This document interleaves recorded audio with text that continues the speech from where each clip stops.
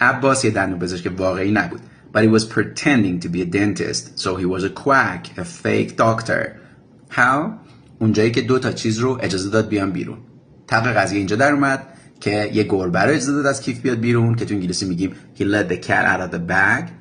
He let the cat out of the bag. یعنی سوتی داد. و دیگری he spilled the beans.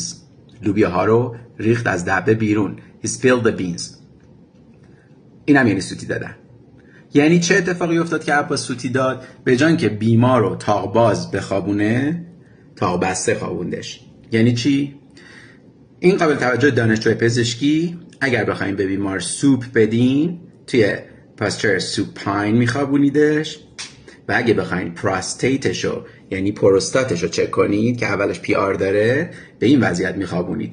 اولش پی آر داره پس اسم این پوزیشن میشه پرون یا پراستریت.